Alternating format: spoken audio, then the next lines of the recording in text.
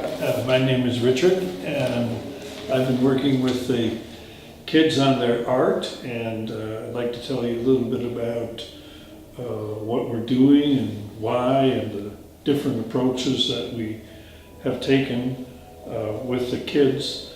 The kids range in age from 4 is the youngest, and 11 I think is the oldest. And we work in pencil and pastel, watercolor pencils. I've jotted down some things here: charcoal, crayon, and colored pencil, color markers. We've used tracing paper to transfer photographic images and work on their interpretations. We've done a little bit of work in clay with some of the kids, and also pen and ink. And the subject matter is mostly objects that I bring in and set up on a table and put under a kind of lighting, and they draw those things with an emphasis on trying to deal with the linear outline of the objects and then shading them with light and shadow. A lot of the objects are sometimes food or natural objects, like leaves from trees, or one of the projects was a highly textured pumpkin. The kids enjoyed drawing that and did a very good job with it. Also, we have a number of geometric structures, cubes and spheres that I can set up on a table and put under a light so the kids can look at that and interpret it. We've worked with some folded cloth to get a feel for drapery. And sometimes we just like to have fun and draw funny faces, cartoon faces, and things like that. We like the kids to be focused and work hard, but often then we just want to have fun and reach a balance of that. And if we think they're having too much fun, then we'll make them work a little bit harder, and if they're working too hard, then we just kind of have fun with them.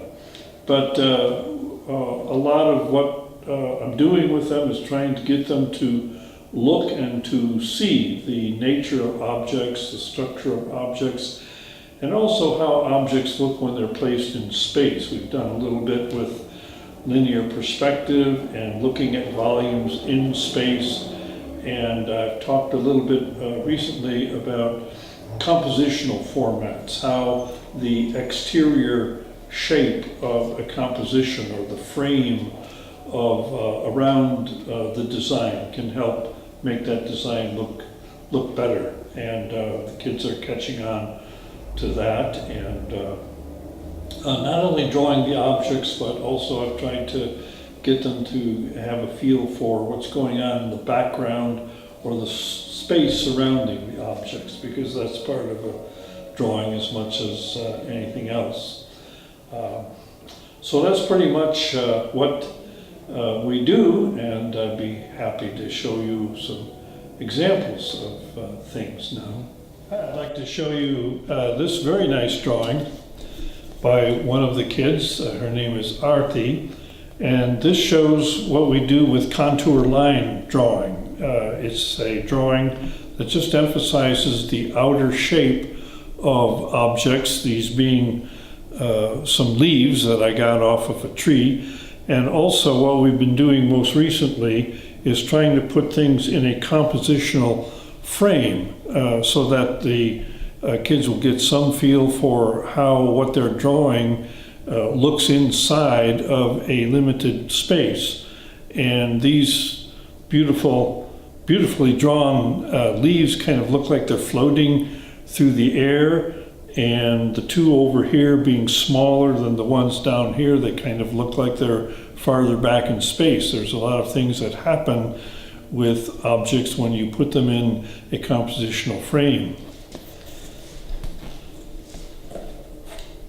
This is a nice drawing of the textured pumpkin that I mentioned before. This is by Sophie. She's been drawing the longest of all of the students, and it's a drawing of a textured pumpkin, or what I like to call the knobby pumpkin. It was a pumpkin that had all these little knobs and little kind of boils on them, and the point of the project was to draw the pumpkin, the shape of the pumpkin, and then administer light and shadow to it so that it looks round and solid. That's a basic technique of realistic drawing. It's called light and shadow. Very nice work by Sophie. This work is also by Arti, and it is done with, it's done actually from a photograph initially. I had some photographs of athletes and dancers, and then the kids drew around the shape of the person in the photograph with tracing paper, and then I taught them how to transfer that outline to another piece of paper where they could shade it or work with it in colors or leave little linear emphases in them. And then some of the works we cut out and pasted to black paper, which is what she's done here. I'll show you some others along those lines. This is by Umika, and she did one based on a photograph of a soccer player.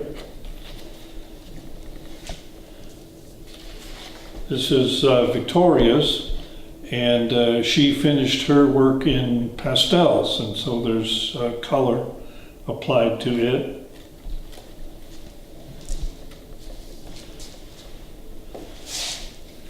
We've done something with space through the use of linear perspective. This is a technique long in use in Western art.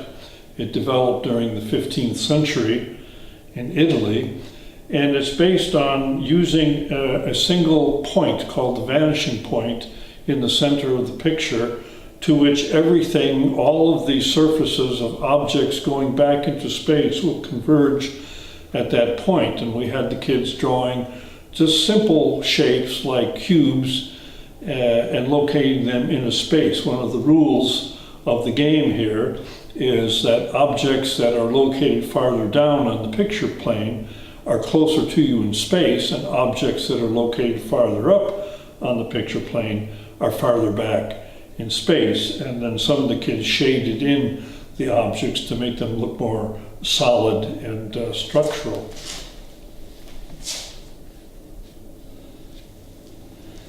I'd like to show you one of my favorite drawings because I was the model for this drawing. This is a drawing by Lucas, and this is a drawing that I modeled for on St. Patrick's Day. I have a very large leprechaun hat with an attached beard that I bought in Killarney, Ireland some years ago, and I thought it would be fun for the kids to draw the hat and have a shot at drawing me. And Lucas was very attentive for the whole hour and did this very nice drawing of me as a leprechaun, and I think it looks just like me.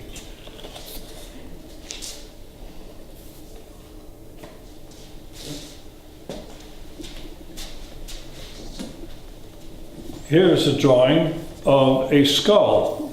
We have a skull in the where we work, which is Fei-Fei's apartment, and I put the skull out because I was going to have kids draw faces. I taught them in one lesson how to go about drawing a human face, but I wanted them to get a feel for what's underneath the face. So I had them draw the skull, and this is a drawing by Umika, a very nice drawing of that skull, where we can see the receding cavity for the eyes and the solidity of the skull through her use of light and shadow.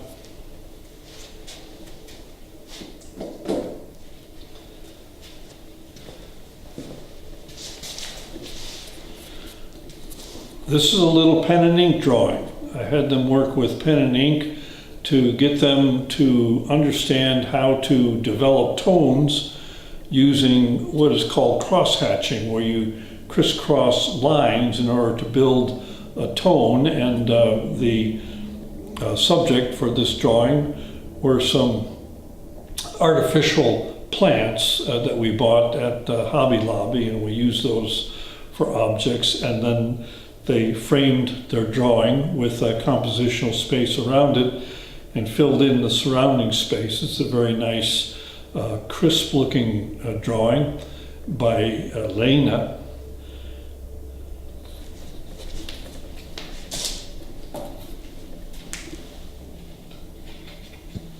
Here's a charming little drawing of some flowers by Iris. Iris just joined in with us a few weeks ago. She likes to draw flowers, and she had drawn one flower, so I asked her if she could draw one flower, could she draw more than one? So she drew 3, and then we put a compositional frame around it, and I asked her to color it in with any kind of color she wanted, so this is what she did, and it's a beautiful little composition of flowers.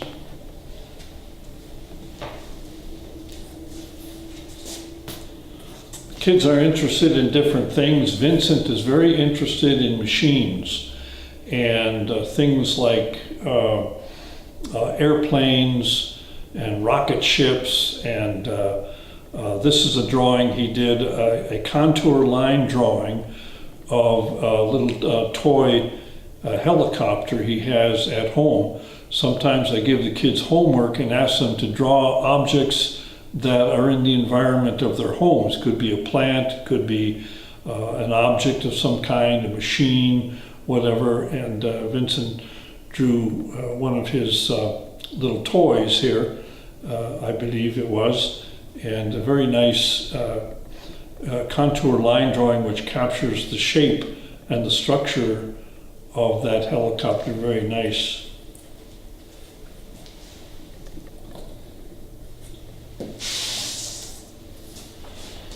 This is a drawing in pastel. This is by Wendy, who's part of the Sunday evening group.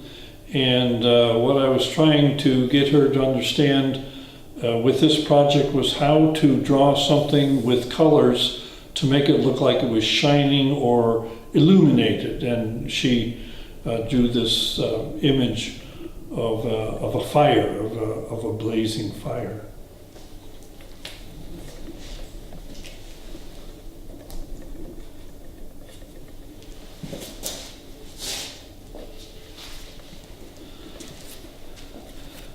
I mentioned before that sometimes we like to do just silly faces, and this is a little drawing by Lucas.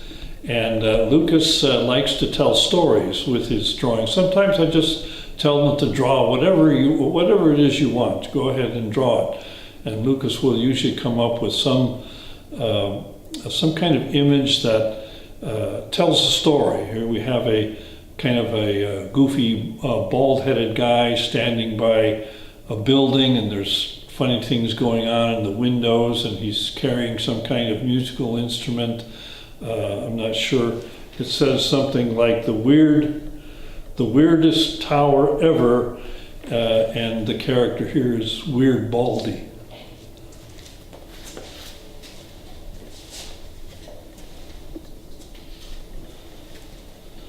We do a lot of still life drawing, what I call still life drawing. That's objects sitting on a table. This is a drawing by Sophie. It's of actually these are not real objects, they're kind of the plastic or fake Halloween season kind of objects that we picked up at Hobby Lobby, and we have them around the area to put out. They're kind of nice because they don't rot, and so we can use them again and again and again. But very nice little drawing of objects sitting on the table.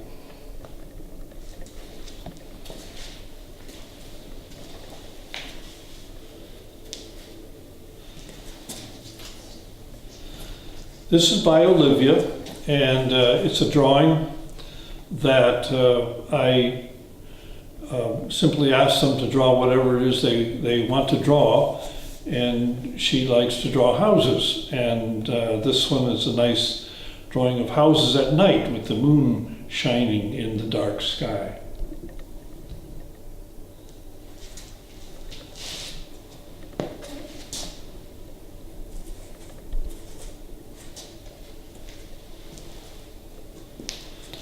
This is by a boy named James, and it's started out as an ink drawing. I'd like to have them draw in ink because they can't erase. The ink is simply there.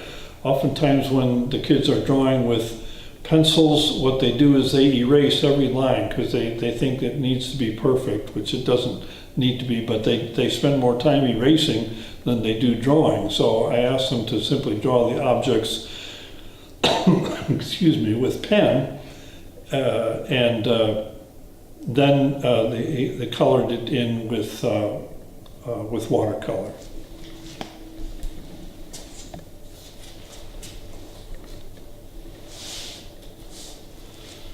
And this is a tempera painting of a lime. I like to go to Hy-Vee and look around the food area and pick out things that would be interesting to draw. Apples, limes, bananas, different things with different textures and shape. And this is by Eric, and he did a little painting of just the lime that I brought with acrylic paint.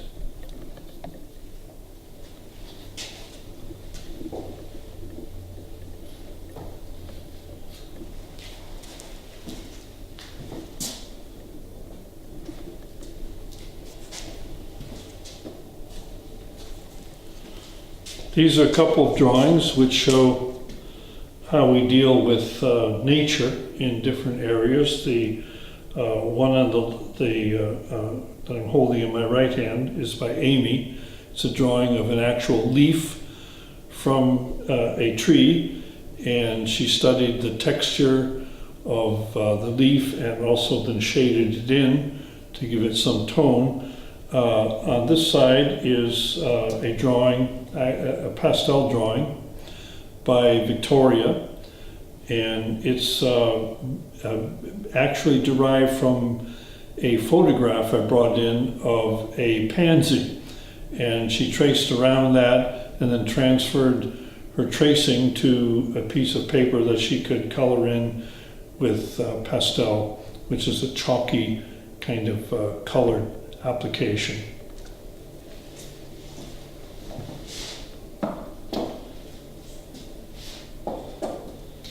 So to summarize, what I'm trying to do with them is to get them to balance an ability to observe things directly and interpret what they're seeing, but then also to work from their imagination and just sometimes just do whatever comes into their mind and let their imaginations go. So I hope this is all informative and helpful, and thanks for letting your kids study art with me.